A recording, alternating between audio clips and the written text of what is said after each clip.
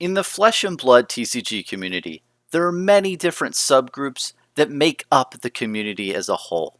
You've got the pro players who are trying to climb that ladder and be the best at the game that they can be. You've got the investors who are trying to pump a lot of money into products and singles and what have you and get monetary value gains in the long or short run, what have you. They're trying to get money out of the game. And then you have the collectors who are trying to get as much cards that they deem as valuable to themselves via artwork or what have you. They're just trying to get the cards for their benefit. You also have the kitchen table guys who are just playing the game for fun. They don't care about anyone else. They're just trying to have a fun time playing the game. You've got the game stores who are taking cards, they're taking boxes and trying to distribute it out to the community. And, they're in it for the money too.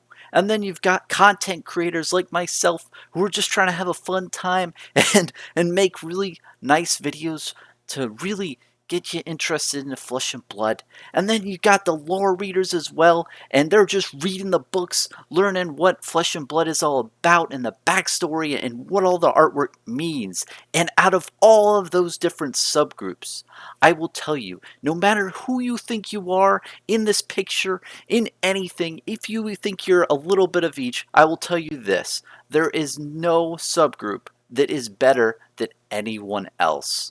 Everyone is needed in order to make the Flesh and Blood TCG community the best it can be and really a great place to be. Now, I want to segue this into a show that I've been watching recently. I binged it in like 2 days. It is amazing. It is called Mythic Quest Raven's Banquet. It has Rob McElhenney, who's from Sunny in Philadelphia. Great show, hilarious. It's really deep. It's a really great show. And in the show, you've got a bunch of game makers. They make this MMORPG and they're really good at different subset of skills. And that is the picture there of those people. And what is funny about the show is every one of them hates each other. They all hate everyone else and they don't like, anyone else. They're only focused on their own thing. But what's interesting about it is Mythic Quest is the MMORPG that they're all making, and they realize something. I'm not going to spoil it for you, but all of them realize that they can't make a great game without each other. They can't only be their own thing. They need everyone to work together into making the MMORPG for what it is and how great it is. And I'm telling you this, guys, is that Flesh and Blood is the same way. If you equate Mythic Quest, Raven's Banquet, game development people to making MMORPG, it is the same thing with Flesh and Blood community. You need all those groups of different people in order to make the Flesh and Blood community what it is. And the reason I'm saying this is I'm really trying to take a stand for this. Is really, there's no different group that is better than one another. If you didn't have the pro players, well, things wouldn't be as exciting. You wouldn't know what cards are better than what other. You wouldn't have different strategies and metas and all that stuff.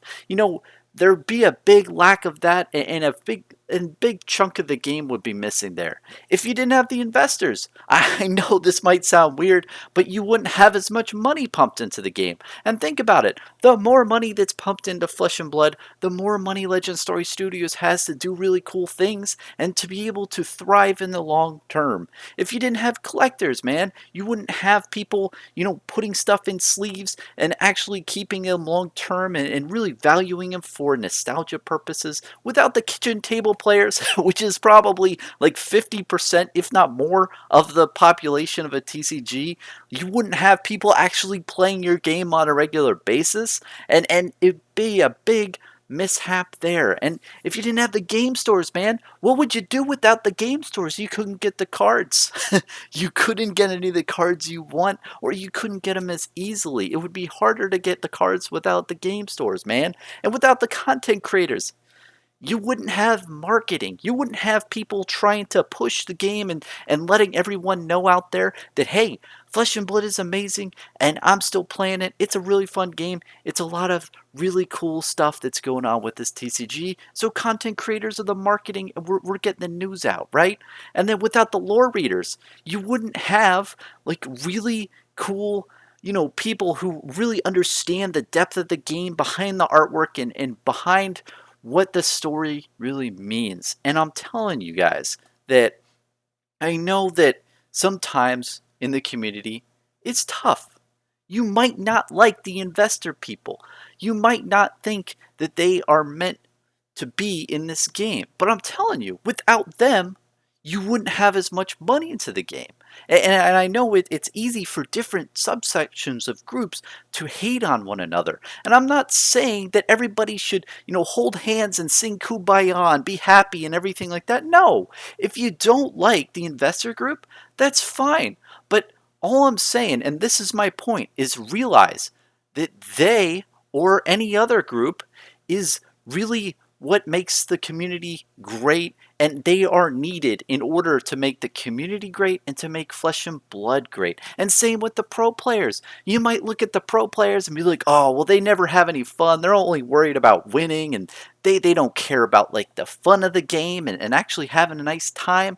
But if it wasn't for them, you wouldn't have really cool strategies and really cool meta stuff. You wouldn't find that stuff out. And a lot of those meta type things is a lot of fun. And it's really fun to play those different types of decks that do really cool stuff. And it's really great to have the pro players as well to really kind of have idols. We can have Matt Rogers out there who's like the star of the show, and everybody looks to him for stuff. And it's cool to have those people that are really good at the game that you can kind of look up to, and they really provide a value. And you might say the lore readers are weird and they're weirdos and they just read books. Like, who reads books?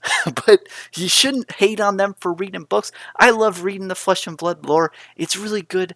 They have a really good purpose too, because they find meaning in this. Because if you think about, Flesh and Blood, it's a 1v1 combat. Well, that's kind of boring. Like, why are we fighting in the first place?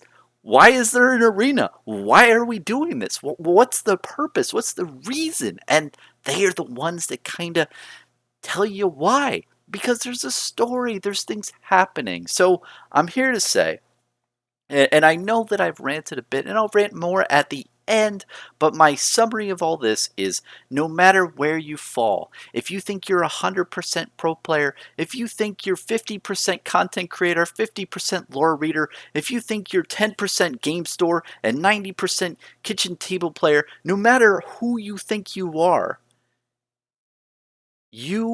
no more or less important than anyone else in the community. And I really want to drive that home, that it really takes a bunch of different groups of people, a bunch of different people to make the community so great. And I'll tell you this is, Legend Story Studios is the same. I mean, you take James White and Robbie Wen, right? I feel like there's a whole duality between them where James White is the mechanics guy and Robbie Wen is the art, or is the story guy and the creative guy. You have two conflicting big things there, And when you have different people in Legend Story Studios, and there's a much bigger staff in Legend Story Studios, and each person has a different skill set that they're good at. And like Mythic Quest Raven's Banquet, each person has a different skill set that makes the game great. Same with the community. Every different player, no matter who you are what makes the community thrive. And you might not like other members of the community. You might not like different groups. I'm fine with that. I personally like all the groups. And if you're like that, that's fine. But I'm telling you, like, I'm not making a statement that you should, put your emotions in a little box and throw it out the window. I'm just telling you that you can hate people, you can not like different groups, but I'm telling you that every group is important. And if one group was not there, things would be bad. That's what I'm saying. And I'm gonna rant more at the end, but essentially I know for a fact that the biggest one is the investor group. People don't like investment people who are trying to make money from Flesh and Blood. And I kind of understand that vibe, but the thing is, like, if it wasn't for that group, if it wasn't for the people who are pumping money into the game, you don't know what would happen to the game. Maybe it fizzles out because there's not as much interest. There's not as much capital flowing into Legend Story Studios. There's not as much like draw of attention to people because man, when you go into a store and you have a buy list. Buy lists are important, guys. That basically says that their cardboard is worth monetary value. That's saying, like, this cardboard has an equivalent exchange, like an exchange market for your currency, which is huge, and it puts really value on the game, and it's really good. And with all these different players, man, it doesn't matter whether if you're any one of these, man. You need every different group in order to make the community great. And I'll say at the end too, if you haven't checked out Mythic Quest Raven's Banquet, please do. I'm not affiliated with them at all, but I think that their show was amazing and it's hilarious. Especially I think it was episode 5, which really, hits you home. But it was just beautifully constructed. It's a great show, and it really ties in with the Flesh and Blood community, where they have a group of people. All the people don't really like one another, but they know that they're needed in order to make the game a success. And that's how Flesh and Blood community is. Every different type of person is needed in order to make the community great. Thanks for watching, guys.